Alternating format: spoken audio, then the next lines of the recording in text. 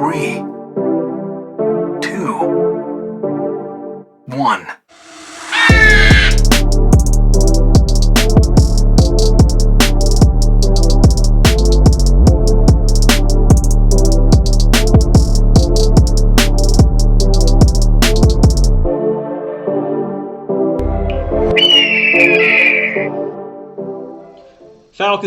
Falcons Nation, what up? It's your boy Jazzy Jeff. Real talk, no gimmicks. Bring that real Falcons talk to real Falcons fans.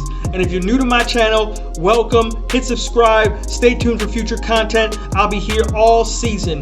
And speaking about season, let's get fired up for week 1 at home versus Seattle Seahawks. This is a great rivalry, the battle of the birds. So that's why I got today 3 factors going into this game that might help us win this game.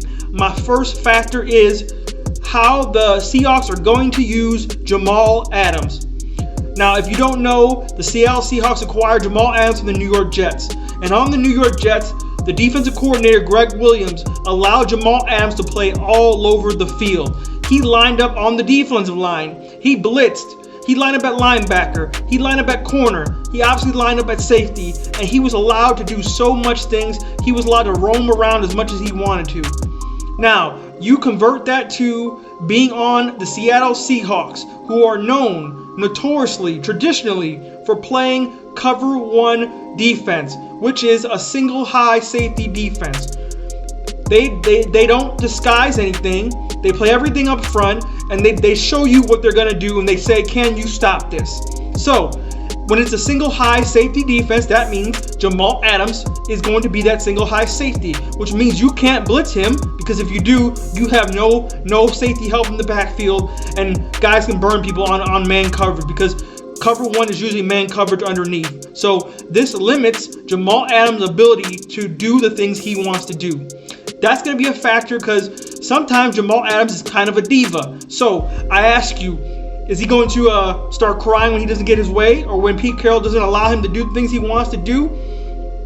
It also is going to dictate how the Falcons play him, because we have so many other people who can beat him and beat single high safety. We have Julio Jones, we have Calvin Ridley, we have Hayden Hurst, Russell Gage, and Todd Gurley at the backfield. So it is going to be very key of how they play Jamal Adams, because I think they're going to roll the coverage over to Julio. So this is paramount that Calvin Ridley shows up in this game, Hayden Hurst down the seam, Todd Gurley out the backfield, a way they can expose the Seahawks. Because we already know how to play the Seahawks. We've played them so many times. So the limited Jamal Adams is, I don't know if he's going to be the same Pro Bowl Jamal Adams we've been getting this whole time on the New York Jets. Now, moving on.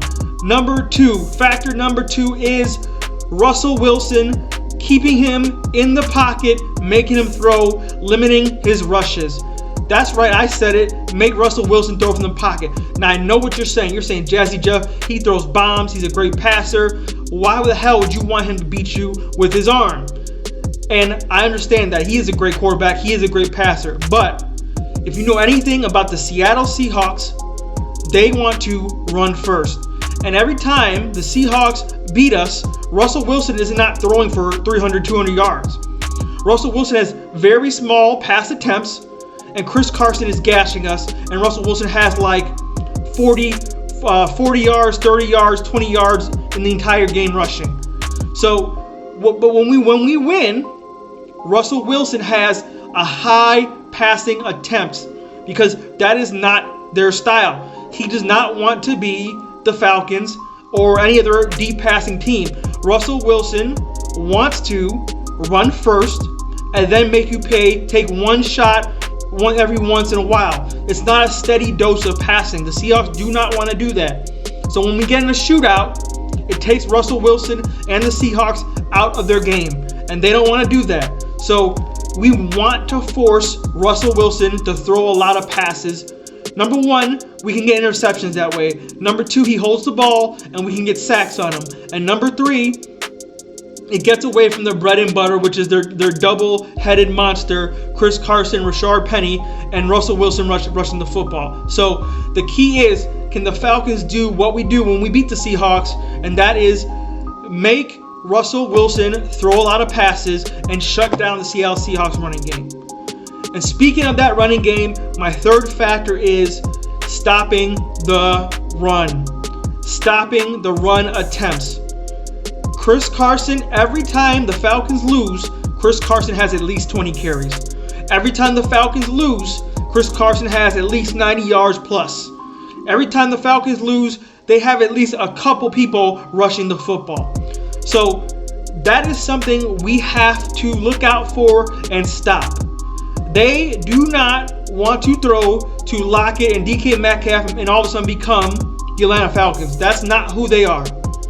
They run first and they pound you north and south. Something the Falcons have a problem stopping all the time.